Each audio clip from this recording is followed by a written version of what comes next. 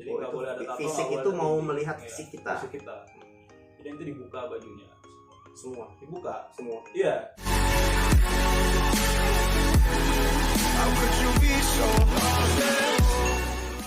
Halo, kembali lagi bersama saya Fauzi PS di channel Fauzi PS. Kali ini saya tidak sendiri, saya ditemani oleh rekan saya yaitu Mas Aden Kuswira. Halo Mas Aden. Halo Kak Uzi. Selamat sore. Sore Kak. Sore, kita syuting sore-sore. Di sore ini apa yang akan kami lakukan yaitu akan berbagi informasi tentunya. Saya akan mencoba mengorek-ngorek seleksi kompetensi bidang untuk CPNS Kemenkumham formasi Polsuspas. Jadi Mas Aden ini adalah salah satu anggota Polsuspas. Untuk lebih jelasnya akan kita tanya dan akan Mas Aden mungkin bisa memperkenalkan diri terlebih dahulu ya. Oke. Halo semuanya, nama saya Aden Kuswira Wicaksana. Saya ASN di Kementerian Hukum dan HAM. Penempatannya di Lapas Narkotika kelas 2A Bandar Lampung. Di Lapas Narkotika. Oke. Jadi yang saya dengar-dengar nih, kalau misalnya lolos dari formasi untuk polisi khusus permasyarakatan itu tidak hanya ditempatkan di lapas ya, jadi ada yang ditempatkan di lapas terus dan di rutan. Iya. Apa itu perbedaannya? Jadi kalau rutan itu kan rumah tahanan. Kalau lapas itu dia lembaga pemasyarakatan. Kalau rutan itu kan statusnya dia masih tahanan, berarti dia masih menjalani sidang, belum inkrah. Iya. Cuman kalau dia lembaga pemasyarakatan itu dia kan udah masuk masa pembinaan. Jadi setelah dia putus sidang, vonis udah divonis nih, kalau vonis 5 tahun, baru dipindahin ke lembaga pemasyarakatan untuk dilakukan pembinaan. Nah, itu teman-teman perbedaan antara rutan dan lapas. Mungkin teman-teman di sini juga banyak yang sudah tidak sabar atau banyak yang juga berharap untuk dapat menjadi salah satu anggota Polsuspas ya, dari Kemenkumham ya. Karena kita kemarin beberapa hari yang lalu ya, sebelum video ini diupload, sudah pengumuman untuk seleksi kompetensi bidangnya. Dasar SKD untuk seleksi kompetensi dasarnya. Maka teman-teman sekarang mungkin sedang mempersiapkan nih Mas Aden untuk mengikuti seleksi kompetensi bidang untuk ikut SKB-nya. Jadi boleh dong berbagi nih pengalaman. Boleh banget pasti. Berbagi pengalaman bagaimana kemarin bisa tembus di SKB sehingga menjadi CPNS Kemenkumham. Gimana? Jadi untuk dari tahap awal apa SKB-nya? Boleh dari awal mungkin ya, karena video ini mungkin ditonton bukan hanya yang untuk SKB, tapi kan di 2020 ini nanti akan ada lagi ya? Ada lagi. Jadi untuk tahap awal itu kita kan pemberkasan. Jadi kita daftar dulu di sccn.bkn.go.id kalau nggak salah. Iya, benar. Di situ daftar, terus setelah itu nanti bukti pendaftaran itu kita lampirin buat kita ngirimin berkas secara manual lewat pos. Jadi pemberkasan kayak ijazah semua itu ntar kita susun, dikirimin lewat pos. Berkas otentik legalisasinya itu dikirim juga ya untuk diverifikasi ya. Diverifikasi ke kantor wilayah masing-masing. Kantor wilayah Menkumham di provinsi masing-masing. Kita provinsi Lampung nih. Setelah itu baru ada pengumuman untuk ikut SKD. Setelah itu kan kita ikut CAT. Setelah CAT nanti kita diperingkatin sesuai formasinya. Misalnya formasinya ada 100, berarti 3 kali formasi. 300 orang yang ikut SKB. Gitu kan. Setelah itu baru SKB. Nah, setelah SKB itu jadi SKB ini kalau formasi saya itu kan formasinya penjaga tahanan kan. Itu ada 2. Jadi Samapta dan PFK dan wawancara. PFK wawancara itu digabung. Pertama itu kesamaptaan juga dibagi 2, ada kesamaptaan A sama kesamaptaan B. Boleh coba kita buat klasifikasinya ya, uraikan ya. Jadi ini kan SKB ya, kesamaptaan dan PFK dan wawancara. PFK dan wawancara digabung. Terus untuk kesamaptaan ada yang A dan B. Nah, kesamaptaan A itu adalah lari dengan waktu 12 menit. Lari dengan waktu. Nah, jadi SKB di seleksi kompetensi bidang untuk Kemenkumham itu berbeda dengan kantor-kantor lain ataupun dengan Pemda atau Pemkap ya. Ya kan, kalau misalnya Pemda Pemkap itu kan melalui CAT lagi SKB-nya dengan soal-soal yang berkaitan dengan bidang ilmu atau formasinya. Dan ada juga sih yang nanti ada teks praktiknya juga ya. Tapi kalau di Kemenkumham tadi setelah SKD kita lulus, jadi tadi kata Mas Aden kita mengikuti SKB dengan 2 poin utama tes SKB ya, seleksi kompetensi bidangnya. Yang pertama kesamaptaan dan PFK. Dan PFK apa tuh panjangannya PFK tuh? Pengamatan fisik, keterampilan dan wawancara sih sebenarnya. Cuman kan wawancara dan PFK. Oh iya. kesemaptaannya dibagi lagi. Dibagi kesemaptaannya dibagi dua. Kesemaptaan A itu lari selama 12 menit. Untuk nilai 100-nya kalau nggak salah di atas 3.200. Itu udah 3.200 meter ya. Dalam waktu 12 menit. Dalam waktu 12 menit 3.200 meter. Nah, itu nilai 100 kalau angka maksimal. Itu udah pasti aman lah ya. Terus ada yang kesemaptaan B. Kesemaptaan B itu sit up. Kalau untuk cowoknya sit up, push up, pull up, sama shuttle run.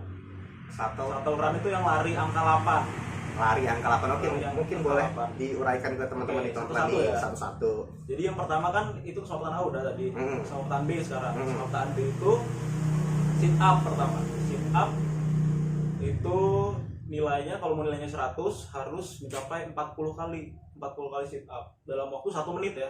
Nilai maksimalnya berarti 40 kali sit up dalam waktu 1 menit. Kalau mau nilai maksimal. Cuman kalau saya waktu itu cuman dapat 38. Tadi nilai maksimal 40. Dapat 38. Luar biasa. Berarti itu nilainya 90 ya, kali. Enggak tahu juga. Hitung-hitungannya di atas nih. Pokoknya segitulah itu kan. Iya. Terus dan itu ada kriterianya. Jadi nggak sembarangan untuk sit up-nya. Jadi untuk sit up itu harus nyentuh belakang, praktek sih sebetulnya, belakang dan harus masuk ke ruang sini. Jadi ada tekniknya. Masuk ke ruang sini mungkin nanti bisa dicontohkan. Jadi kalau ada sih juga nggak dihitung. Jadi kalau tekniknya salah itu nggak dihitung. Percuma kalau kita kita sampai 100 kali juga tapi tekniknya salah nggak bakal dihitung karena harus nyentuh belakang untuk sit up sama masuk ke yang ini kita dempul kita gitu kan 1, 2. Itu untuk sit up. Terus push up, sit up, push up yang B ya, push up. Push up juga ada tekniknya Kak. Jadi nggak sembarangan, jangan push up cepet-cepet yang penting dapat banyak gitu. Enggak. Jadi ada tekniknya untuk push up, tangannya harus lurus ketika di atas kan. Lurus. Terus turun ke bawah, harus ke bawah banget, jangan setengah. Ke bawah banget tapi jangan sampai nyentuh. Enggak nyentuh. Cuman sampai ke bawah banget dan ke atasnya harus lurus gini 1 baru gitu 1. 2, nah gitu kan. Jadi jangan setengah, intinya jangan setengah. Pasti nggak dihitung. Mau kita gini juga nggak nambah-nambah itu yang itu 1 masih 1 jadi satu terus gitu. Ya teman-teman ya. Jadi intinya yang penting itu teknik yang harus tepat, benar. Teknik yang benar. Jadi itu udah capek kan. Nilai maksimal itu 42 dalam waktu 1 menit. 1 menit 42 kali. Kalau mau nilai 100 maksimal ya. Jadi tips juga kalau misalnya stamina kita masih banyak jangan taruh dibuang-buang ya. Soalnya kita kuat 60 misalnya. Ngapain enggak usah. Nilai maksimal 42 ya udah. 42 gitu. Untuk push up. Terus selanjutnya pull up. Iya. Oke. Pull up, sit up, push up, pull up. Nah, pull up ini nilai maksimalnya itu 17 kali. Jadi pull up itu yang kita naik ke atas itu kan. Ya kan? Kalau saya cuma dapet 6 kali. Karena emang berat banget kan. Dalam waktu 1 menit juga. Iya. Kalau terus nggak boleh. Kalau kita udah turun ke bawah berarti kita udah nggak dihitung lagi, udah didis. Jadi harus kalau mau istirahat ya di atas gitu kan, di atas gitu istirahat. Enggak, kalau kita nggak boleh nyentuh lantai. Iya, udah masih begini ya. Posisi tapi kita belum sampai nyentuh lantai kakinya nih, masih bisa ya? Masih bisa. Asal kita bisa naik lagi ya. Jangan ke bawah, asal kita bisa naik lagi. Tapi batas bara segini ya kali ya? Iya, batas segini. Ini baru dihitung ya. Ininya kita harus naik. Teman-teman dihitung segini nih berarti nih. Kalau misalnya naiknya baru segini ya, belum kena, jadi harus lewat leher. Tetap 1, jadi harus nongol gitu kepalanya. 1 baru dihitung. Terus kalau nggak udah nyentuh lantai, udah. Boleh mengayun nggak tuh? Kan kadang-kadang ada sih ya yang cerita-cerita kalau nih biar mudah tekniknya. Kalau kita lurus begini kan mungkin agak berat. Kalau kita mau ambil banyak agak kita ayun. Gimana tuh? Sebetulnya nggak masalah sih. Nggak masalah ya. Kayaknya ya asal kita pinter-pinter nyiasatin ya. Dan itu nggak terlalu maksudnya parah banget kan. Apa gimana tekniknya, yang penting sepengalaman saya dan teman-teman, yang penting kita naik dan pala kita udah ngelewatin tiang itu sih. Kaki harus lurus dan tidak sampai menyentuh ke tanah. Tapi kalau untuk yang cewek itu ada beda lagi Kak. Jadi bukan pull up ya mereka yang kayak begini ya? Iya, gini terus ya. Oh iya, sama hampir mirip dengan tes polisi ya. Karena Polsuspas ini sebenarnya juga kepolisian khusus masyarakatan. Itu nama bengkennya sekarang itu sih. Kalau dulu dikenal dengan sebutan sipir. Terus shuttle run. Shuttle run. Jadi shuttle run itu lari angka 8 sebanyak 3 kali putaran, dan itu kita harus membentuk angka 8. Jadi kan ada dua pembatas gitu. Sudah disiapkan ya, maksudnya ukurannya semana gitu ya. Disiapin ukurannya, nanti kita lari angka 8 set, sini selama 3 kali. Nah itu nilai maksimalnya detik sih, 15 detik kan, 15, berapa detik, 15,7 itu nilai maksimal. Jadi kalau mencapai detik 15,7 detik itu udah bisa 100 nilainya. Tapi kalau itu saya cuma 18 detik berapa gitu? 18 detik. Jadi ada yang kalau kesamaptaan A kan lari ya 12 menit tadi ya, lari 12 menit ya. Kalau yang ini lari angka 8.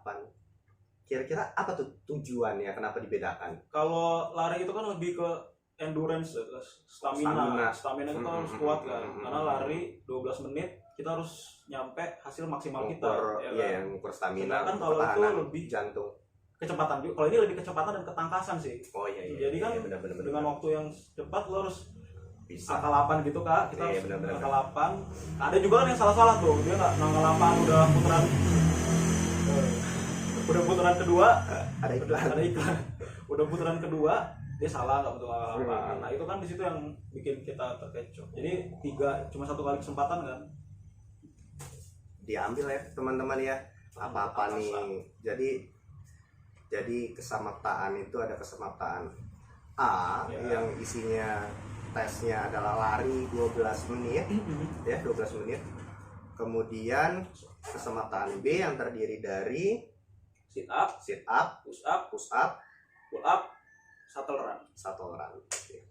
Itu untuk kesamapta. Masih ada lagi nih Kak, SKB-nya kan ada satu lagi yang wawancara dan PFK. Itu yang duluan yang mana nih yang duluan? Samapta dulu. yang duluan. Jadi kalau dulu tuh saya jangka waktunya nggak nyampe sebulan sih dari SKD ke ini, kayaknya sekitar 3 mingguan. Jadi harus latihan tiap malam. Tiap malam latihan. Ini kan lari tiap yang sekarang ini yang CPNS 2019 ya, yang dilaksanakan 2020 ini agak tertunda karena kita sedang kena musibah ya, kena bencana wabah corona. Jadi ini kita ambil hikmahnya untuk dapat latihan lebih giat. Kita punya waktu lebih nih untuk latihan ya teman-teman ya. Targetnya harus maksimal lah, soalnya ini juga lebih ketat lagi kan tahun ini, kayaknya formasinya dikit, cuma pendaftar banyak banget. Harus lebih ekstra lagi latihan. Apalagi nih yang bisa dibagi nih, SKB tadi kan kesamaptaan. Yang wawancara dan urai. Sebelum wawancara itu kita dites PFK dulu. Sama sih sebetulnya, cuman fisik dulu sih, lebih ke fisik. Jadi kita dicek ada tato atau ada tindikan, itu nggak boleh sama sekali. Jadi nggak boleh ada tato. Fisik itu mau melihat fisik kita. Jadi itu dibuka bajunya semua. Dibuka semua. Iya, cuma pakai CD.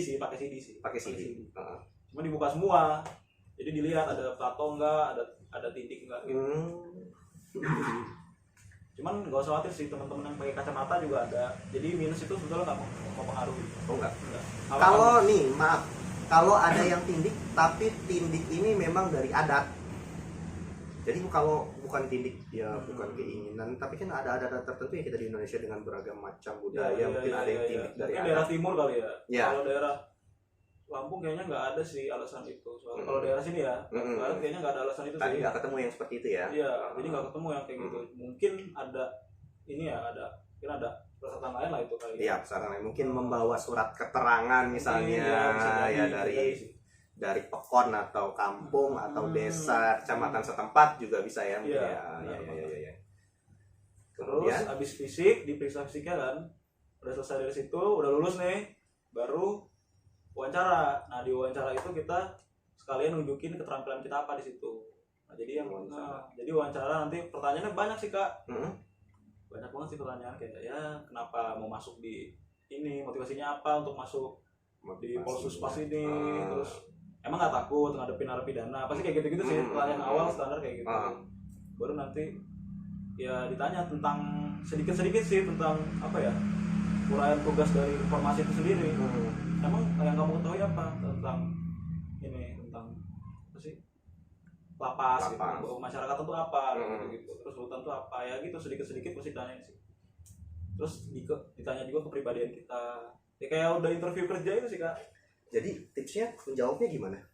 Tipsnya apa ya?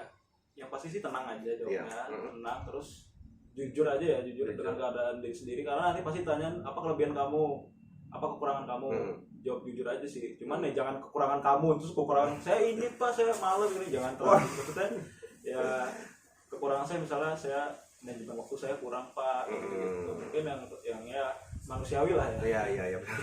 Jangan yang parah-parah juga, pasti kalau udah parah ya. Iya ada lah. Blacklist nanti. Tutup. Iya, jangan terlalu polos juga lah, jangan terlalu polos. Iya. Kita tetap jujur, cuman ya dirangkai lah kata-katanya dengan baik, gitu, biar nggak negatif gitu pesan. Kemudian tadi diminta untuk menampilkan keterampilan.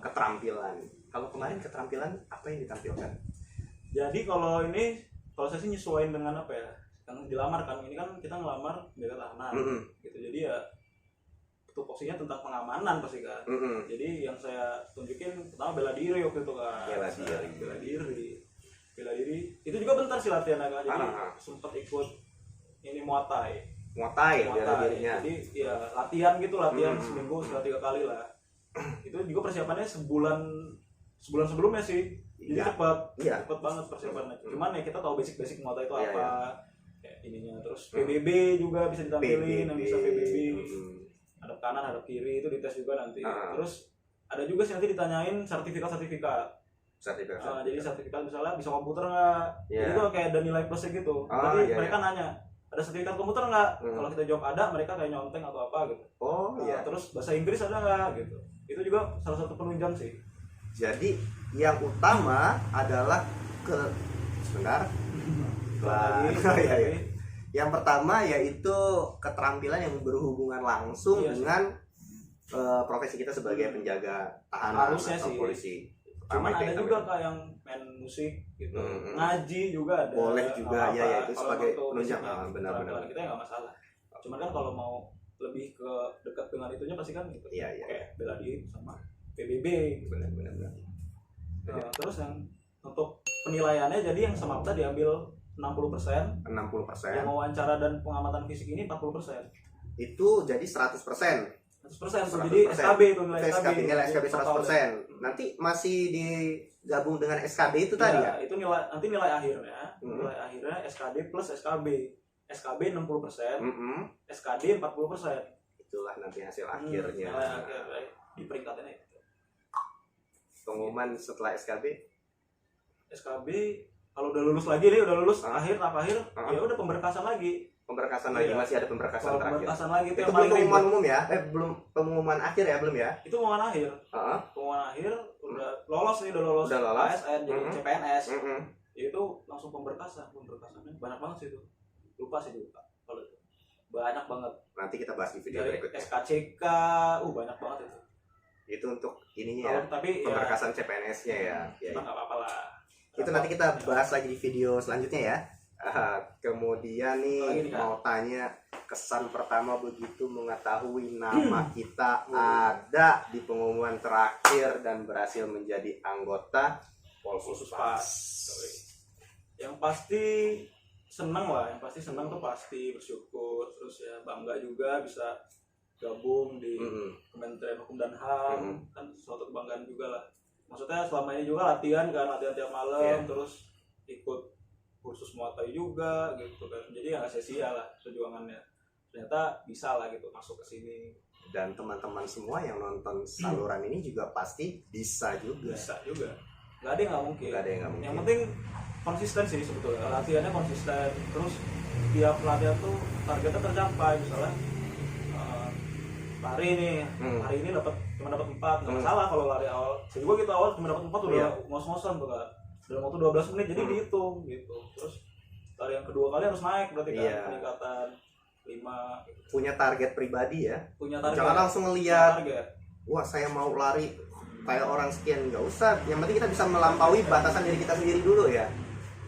Karena ketika lari kita di pas tesnya itu jadi apa ya, jadi ini tips juga sih kayak tips juga. Jadi kalau usahain kalau misalnya latihan itu siang misalnya di jam 11 gitu atau jam 1 karena kan itu matahari terik banget kan. Jadi melatih kita juga Kak. Soalnya pas saya juga itu saya sempat kaget saya ini kalau latihan malam karena cuma punya waktunya malam. Malam atau pagi weekend pagi. Jadi siang itu nggak sempat latihan. Padahal pas tes itu saya di ininya pas kebagiannya jam 11 siang. Bayangin itu. Biasa itu panas banget men, panas banget. Jadi udah debu kan, panas. Jadi sempet saya itu misalnya bisa 6, waktu itu cuma dapat kurang dari 6, 5 sekian. Iya, jadi gitu. Jadi mempengaruhi banget kan cuaca juga. Memang kalau biasanya orang-orang latihan jogging, maraton, lari itu kalau nggak pagi, sore atau malam kalau jarang yang latihan siang-siang. Ini tips benar-benar luar biasa ini teman-teman.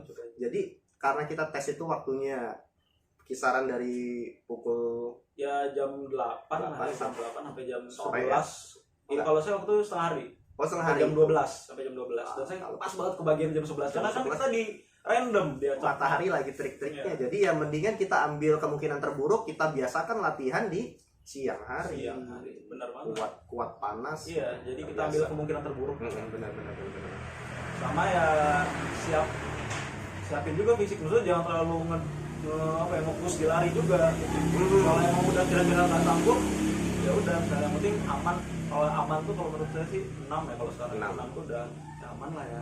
Kalau zaman saya tuh karena banyak formasinya, jadi di lari putaran dapat 5 putaran stadion itu udah lumayan, udah aman gitu. Cuman karena sekarang kan makin banyak kan saingan. Iya, benar. Jadi jangan terlalu di push di lari gitu. Jadi nanti kita kan ada tes kayak push up, nah itu juga kan perlu juga. Sayang banget kan kalau misalnya yang semata A-nya kita bagus tapi semata B-nya kurang gitu. Jadi harus balance dan seimbang sih. Gimana itu trik kita sendiri, strategi kita menjaga stamina. Udah orang bener, udah orang bener sekarang. Ya emang orang bener. Terakhir mungkin nih Mas Aden, pesan buat teman-teman yang sebentar lagi akan ikut dalam seleksi kompetensi bidang. Pesan dan kesan. Itu tadi sih latihan. Kalau SKB itu harus latihan, benar-benar latihan fisiknya. Karena kan SKB kalau formasi kita ini kan fisik ya yang paling utama. Ya berarti harus latihan fisik. Fisik, terus konsisten, terus pasti harus motivasinya juga harus besar. Karena butuh effort yang besar juga kan buat ini. Kalau malas-malasan pasti effortnya, maksudnya butuh effort banget lah gitu kan buat nyampe kita buat terima ini harus semangat gitu lah. Motivasinya harus kuat. Motivasi dikuatkan, dilaksanakan. Nah, itu motivasinya buat orang tua, buat pacar atau buat mantan ya kan. Buat mantan, motivasi buat mantan tuh paling mujarab biasanya kan. Buat mantan paling mujarab. Ini saya bisa loh. Tunjukin ya. Jadi ke mantan ini. Yang bisa ngalahin motivasi buat mantan itu salah satunya adalah motivasi dengan orang tua. Jadi kalau ini cerita dikit nih saya ya. Ada soal ASN ini. Tapi nggak ada lari-lari. Tapi nggak ada lari-lari. SKB-nya kita CAT aja. Itu juga udah lama, tahun 2014 tesnya. Nah ini seperti yang disampaikan tadi, motivasi, kuatkan motivasi supaya kita bisa latihan dengan maksimal ya, usaha dengan maksimal. Itu salah satunya ini cerita teman yang ikut tes Polri, ya motivasinya adalah orang tua. Bahkan ketika di saat tes kita lari itu kita sudah lemes ya nih. Lari itu kan pasti kan udah ada terakhir tenaga terakhir itu. Wah, iya, udah nggak karuan, mungkin pala udah benar. Pusing. Itu satu yang dia bayangkan, orang tua. Ya. Muka kedua orang tua kita. Jadi itu menambah power. Jadi yang tadinya mungkin kalau dibilang stamina sudah 30%, ketika membayangkan wajah kedua orang tua kita itu bisa meningkat sehingga masih ada sisa tenaga atau tambahan tenaga untuk menyelesaikan waktu 12 menit itu dengan lebih maksimal gitu. Ya, sama manajemen kitanya juga ya Kak, untuk lari. Jadi ketika awal jangan di-push sprint. Jangan di-push sprint. Ya, jadi awal itu yang penting kita untuk ini ya, putaran pertama misalnya kita itu kan pemanasan. Nah, jadi jangan push sprint. Jadi ada teman yang dia nge-push sprint habis itu dia jalan. Itu kan yang salah. Jadi ketika awal kita mending santai dulu, terserah lah mereka mau sprint terserah. Kan yang dinilai kan hasil akhir ya kan.